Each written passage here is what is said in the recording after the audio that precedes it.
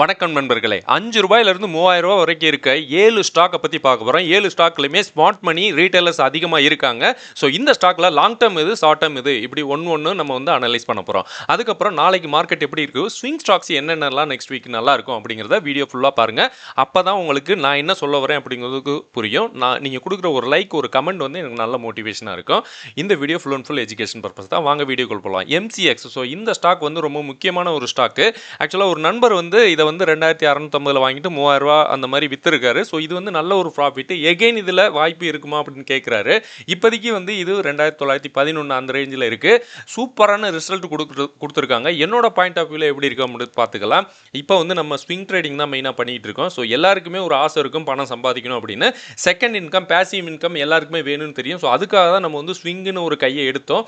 Long டேர்மும் நம்ம பண்ணணும், manage பண்ணணும். உங்களோட இன்வெஸ்ட்மெண்ட்டில் 50% நீங்கள் வந்து ஸ்விங்குக்கு ஒதுக்கிட்டு 50% லாங் டேர்ம் இன்வெஸ்ட்மெண்ட் பண்ணணும். ஸோ அப்போ தான் உங்களுக்கு வந்து மணி ரொட்டேஷன் இருக்கும். ஸோ இந்த ஸ்டாக்கை பொறுத்த வரைக்கும் எஃப்ஐ வந்து நல்லா இன்க்ரீஸ் ஆகுறாங்க. அதேமாரி ரீட்டைலர்ஸ் வந்து அப் அண்ட் டவுன் இருக்காங்க. இதில் வந்து ஸ்மார்ட் மணி தீமில் இருக்கவங்க லைட்டாக ப்ராஃபிட் புக் பண்ணுற மாதிரி எனக்கு தோணுது. அதேமாரி மியூச்சுவல் ஃபண்ட் இருக்கவங்க நல்லா ப்ராஃபிட் புக் பண்ணுறாங்க. இது வந்து நல்ல ஒரு மொமெண்டம் ஸ்டாக்கு. பட் இப்போதைக்கு இங்கே நடக்கிற பிரச்சனைகள்னால, மிடில் ஈஸ்டில் நடக்கிற பிரச்சனைகள்லாம் இந்த ஸ்டாக் வந்து நல்ல ஹையராக போயிட்டுருக்கு. பட் அடுத்த ரேலி வருமானம் சூப்பரான ரிசல்ட் கொடுத்துருக்காங்க. ஸோ இது வந்து ஆல்ரெடி நல்லா மேலே போயிருச்சு. 3400 வரைக்கும் போயிட்டு அவர் வந்து 3200 வெளில போயிருக்காரு. 2650 அந்த மாதிரி என்ட்ரு ஆகிட்டு நல்ல ஒரு ப்ராஃபிட் தான். ஸோ இது வந்து 200 மூவிங் ஆவரேஜ் வந்துச்சுன்னா நல்ல ஒரு வாய்ப்பாக இருக்குன்னு என்னோட பாயிண்ட் ஆஃப் வியூவில் இருக்குது. பட் இருந்தாலும் இது அங்கேயே வரலைங்க. இதுக்கு முன்னாடி, அதாவது இதோட முன்னாடி சார்ட் பார்த்தாலும் உங்களுக்கே தெரியும். 200 மூவிங் ஆவரேஜ் எங்கெல்லாம் டச் ஆகுதோ அதுக்கப்புறம் ஒரு சின்ன ரிமோட் இருக்குது. ஸோ லாங் டேர்ம் பெர்ஸ்பெக்டிவ் பார்த்தீங்கன்னா சூப்பரான ஸ்டாக்கு. நீங்கள் இதை வச்சுட்டு நீங்கள் வந்து பிளான் பண்ணலாம். அதுக்கப்புறம் அதானி பவர். ஸோ இதை பற்றி ஒரு நண்பர் கேட்டிருந்தாரு. அதானி பவர் வந்து இந்தியாவோட largest private thermal power generator. Okay, private கம்பெனியில் அதானி அப்படின்னா எல்லாருக்குமே தெரியும். ஸோ இதுக்காகவே நிறைய பேர் போட்டி போட்டுக்கிட்டு இந்த கம்பெனியெல்லாம் வாங்குறாங்க, அதானி பிஸ்னஸ் அப்படிங்கிறதுக்காக. இதில் வந்து இந்த ஸ்டாக் எப்படி இருக்குன்னு பார்த்துடலாம். மியூச்சுவல் ஃபண்ட் வந்து இன்க்ரீஸ் ஆக நல்ல ஒரு இது தான். எஃப்ஏ வந்து கூடுறாங்க, அதுவும் நல்ல பெனிஃபிட் தான். நல்ல ஒரு இந்த ஸ்டாக் வந்து நல்ல ஹெல்த்தி தான். அதேமாரி ரீட்டைலர்ஸ் வந்து கொஞ்சம் கம்மியாகிறாங்க, அது பாசிட்டிவ். பட் இதில் நமக்கு தெரிஞ்ச இந்த ஸ்மார்ட் மணி தீமில் இருக்கவங்க வந்து ப்ராஃபிட் புக்கிங் பண்ணுறாங்க. ஸோ அதைத்தான் இவங்க வாங்கிட்டு இருக்காங்க. எப்பயுமே ரீட்டைலர்ஸ் இன்க்ரீஸ் ஆனாங்கன்னா அப்போ வந்து வெளியேறாங்கன்னு அர்த்தம். ஸோ இந்த பாயிண்ட்டு வேறு வீடியோவில் நாங்கள் கவர் பண்ணதில்லை, நான் இந்த வீடியோவில் சொல்கிறேன். இங்கே வந்து மியூச்சுவல் ஃபண்டு எஃப்ஐஏ இன்க்ரீஸ் ஆகிறாங்க, இங்கே வந்து இது குறையுது. தட் மீன்ஸ் இங்கே இருக்க ஸ்மார்ட் மணி தீமில் இருக்கவங்க இங்கே வந்து ப்ராஃபிட் புக்கிங் பண்ணுறாங்க. ஸோ இது வந்து என்னோட கணிப்பு. ஓகே, ஸோ இந்த கம்பெனி வந்து ஒரு நல்ல ஒரு ரெவன்யூ வந்து நல்லா கொடுத்துருக்காங்க. 34% இன்க்ரீஸ் ஆகிருக்கு. அதேமாரி ப்ராஃபிட் ஆஃப்டர் டேக்ஸுமே நல்லா தான் இருக்குது. பட் இந்த கம்பெனியில் என்ன பிரச்சனை அப்படின்னா டெப்ட்டு இவங்களுக்கு வந்து ரொம்ப அதிகமாக இருக்குது. ஸோ அதானி குரூப் அதில் இருக்க எல்லாமே டெப்டாக கடன் வாங்கி தான் அவங்க பிஸ்னஸே பண்ணுறாங்க. எல்லாருக்குமே தெரியும், தெரியாதவங்க தெரிஞ்சுங்க. ஏன்னா இந்த மாதிரி பெரிய குரூப் எதுவாக இருந்தாலும், இந்த அம்பானியாக இருக்கட்டும், எல்லாருமே கடன் வாங்கி தான் அவங்க தொழிலை பண்ணுறாங்க, கை காசு போடல. ஓகே, இது எந்த அளவுக்கு உண்மைன்னு தெரில, பட் நான் பார்த்த வரைக்கும் அப்படி தான் இருக்குது. ஸோ இவங்க வந்து ஃபண்ட் ரைசிங் வந்து 15,000 கோடி ஃபண்ட் ரைசிங் பண்ணியிருக்காங்க. எதுக்காக அப்படின்னா, இது வந்து நீங்கள் நம்மளை தான் கேட்டுக்கணும். ஏன்னா டெப்ட் இவங்களுக்கு அதிகமாக இருக்குது, கேபிட்டல் எக்ஸ்பெண்டிச்சர் அதிகமாக இருக்குது. ஸோ இருந்தாலும் இந்த கம்பெனிக்கு நிறைய எக்ஸ்பேன்ஷன் பிளான்லாம் வச்சுருக்காங்க. மேபி அதனால் கூட ஃபண்ட் ரைஸ் பண்ணுறாங்களா அப்படின்னு தெரில. 45 ஜிகாவாட் கெப்பாசிட்டி, அதாவது இந்தியாவிலே பெரிய ஒரு தெர்மல் பவர் ஜென்ரேட்டராக இவங்க மாறிட்டு இருக்காங்க. இப்போயுமே ஆல்மோஸ்ட் அந்த ரேஞ்சில் தான் இருக்குது. 25 வருஷம் பிஎஸ்ஏ, அதுக்காக MSEDCL வந்து அந்த ஒரு குழுமத்தில் வந்து 1600 மெகாவாட் அதை வந்து பவர் ப்ரொடியூஸ் பண்ணி கொடுத்ததுக்காக ஒரு 25 இயர்ஸ் ஒரு கான்ட்ராக்ட் மாதிரி சைன் பண்ணியிருக்காங்க. இதெல்லாம் பெரிய கான்ட்ராக்டு. இன்னொன்று இவங்களோட ஒரு பவர் அசட் வந்து ஜெயபிரகாஷ் பவர், ஜேபி பவர்னு நம்ம பார்த்துட்ருக்கோம்ல. ஸோ அந்த ஸ்டாக்கையுமே இவங்க ஹோல்டிங்ஸ் வந்து அக்யூர் பண்ணியிருக்கா சொல்லியிருக்காங்க. பட் இதெல்லாமே ரீசெண்டாக வந்து நியூஸ் எல்லாருக்குமே தெரிஞ்சது தான். ஸோ இந்த ஸ்டாக் வந்து இப்போதைக்கு ₹205 இருக்குது. ஸோ இந்த ஸ்டாக் ₹205 எப்படி இருக்குன்னு பார்த்துடலாம். ஆக்சுவலாக இங்கே 200 மூவிங் ஆவரேஜ் இங்கே இருக்குங்க. ஸோ இதுதான் ஒரு சப்போர்ட்டாக இருக்கும். இது வந்து இப்போதைக்கு ஒரு கரெக்ஷனில் இருக்குது. இந்த ஸ்டாக், அதாவது அதானி ஸ்டாக் எப்போயுமே ஒரு நல்ல ஒரு ஹை போகும், அதுக்கப்புறம் அப்படியே கரெக்ஷன் ஆகும், திரும்ப ஒரு ஹை போகும், அப்படியே கரெக்ஷன் ஆகும், திரும்ப ஒரு ஹை போகும். என்னோட கர்சர் உங்கள் வச்சு மூவ் ஆகுறது உங்களுக்கு தெரியும். பட் ஓவரால் லாங் டேர்மில் பார்த்தீங்கன்னா அது அப் டைரக்ஷனில் தான் இருக்குது இந்த சார்ட்டை பொறுத்த வரைக்கும். ஸோ இதை வச்சுட்டு நீங்கள் பார்க்கலாம். சரி, நம்ம வந்து எதையுமே க ஒரு என்னோட ஒரு பர்சனல் ஒப்பீனியன் தான் நான் சொல்ல முடியும். ஃபுல்லா என்னால ஒண்ணும் சொல்ல முடியாது. ஏன்னா, நம்ம வந்து செபில பதிவற்ற அட்வைசர் கிடையாது. PC Jeweller. ஸோ இந்த ஸ்டாக்க பத்தி ஒரு நண்பர் கேட்டிருந்தாரு. எப்படி கேட்கிறாரு அப்படின்னா, ஃபியூச்சர் வந்து சூப்பரா இருக்குமா அப்படின்னு கேட்கிறாரு. நல்ல ஒரு கொஸ்டினா இருக்கு. டிஏஏ வந்து குறையிறாங்க. டிஏஏ குறையிறாங்க. எஃப்ஐ கூடுறாங்க. ஸோ இதுல வந்து ப்ராஃபிட் புக்கிங் நடக்குது. அவ்வளவுதான். எனக்கு தெரிஞ்சு இன்னொன்னு ரீட்டெயிலர்ஸ் வந்து குறையிறாங்க. தட் மீன்ஸ் ப்ராஃபிட் புக்கிங் தான். ஸ்மார்ட் மணியும் குறையிறாங்க. ஸோ அது எல்லாமே எஃப்ஐ வந்து வலிச்சு போட்டுட்டு இருக்காங்க. பாருங்க எவ்வளோ பர்சன்டேஜ் கூடியிருக்காங்க. 5% இருந்தவங்க அப்படியே 10 ஆயிருக்கு, டபுள் ஆயிருக்கு. டெப்ட் ஃப்ரீ கம்பெனிங்க இந்த கம்பெனி. இந்தியாவோட ஜுவல்லரி ரீட்டைலர் ஸ்டோர்ஸ் இதெல்லாமே வச்சிருக்காங்க. இவங்களுக்கு டெப்ட் இல்லை அப்படிங்கிறாங்க.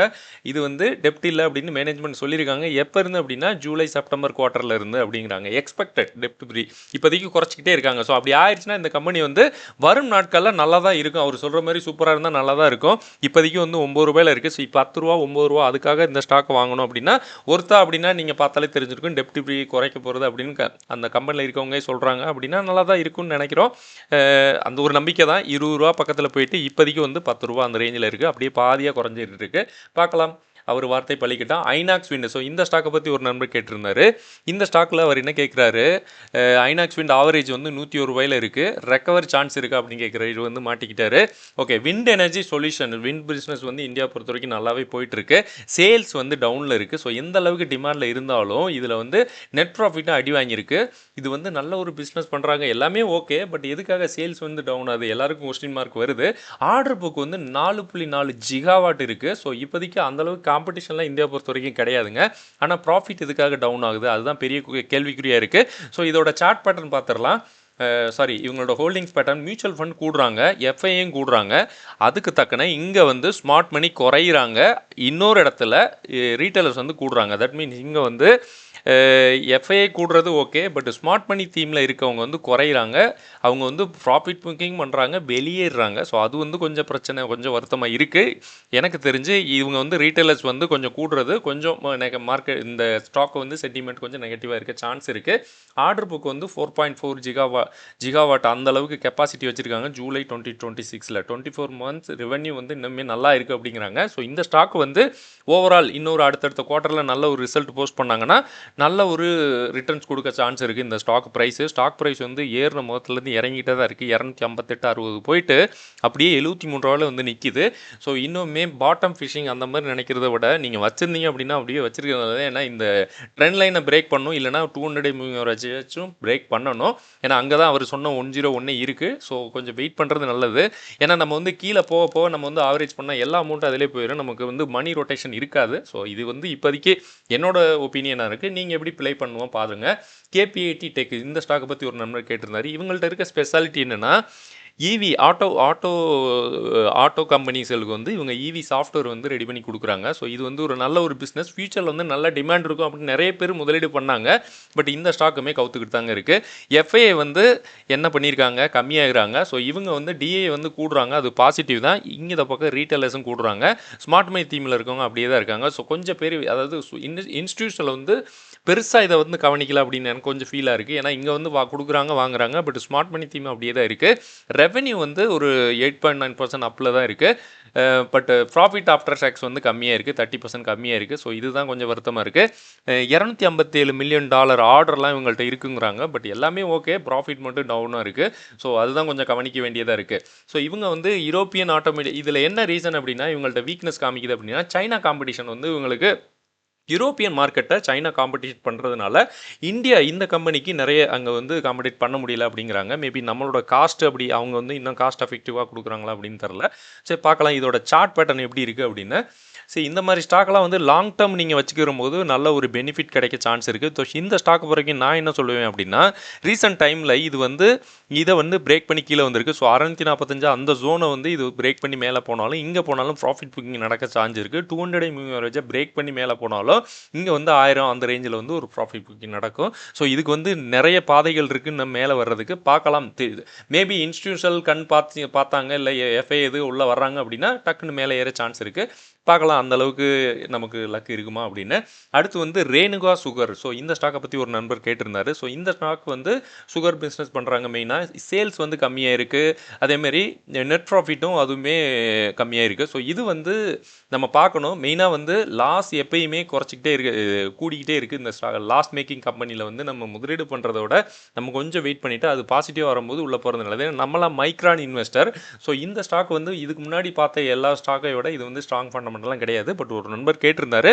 ஸோ இதில் வந்து ரீட்டைலர்ஸ் அண்ட் அதர்ஸ் வந்து கூடுறாங்க. ஸோ இது அஸ் யூஸ்வல் நெகட்டிவ் தாங்க. நம்ம தலையில் கட்டிட்டு போகிறாங்களா அப்படின்னு தெரில. எஃப்ஏ வந்து அப்படியே பல்காக குறைஞ்சிருக்காங்க. அதேமாதிரி டிஏயும் குறைஞ்சிருக்காங்க. இங்கே வந்து ரீட்டைலர்ஸ் கூடுறாங்க அப்படின்னா என்ன அப்படின்னு உங்களுக்கே தெரிஞ்சிருக்கும். அதாவது இவங்க 2 பேரும் வித்துட்டு ரீட்டைலர்ஸ் வந்து கூடுறாங்க அப்படின்னா யார் இதை வந்து பல்காக வாங்கிட்டு இருக்காங்க அப்படின்னு நம்ம ரீட்டைலர்ஸ் தான் உள்ளே போயிட்டு இருக்கோம். பார்த்துக்குங்க என்ன பண்ணுறது அப்படின்னு. இந்த ஸ்டாக் வந்து மந்த்லி டைம் ஃப்ரேமில் இருக்குது. கிட்டத்தட்ட 121 ரூபா இருந்தது, 21 ரூபாய்க்கு கொண்டு வந்துட்டாங்க.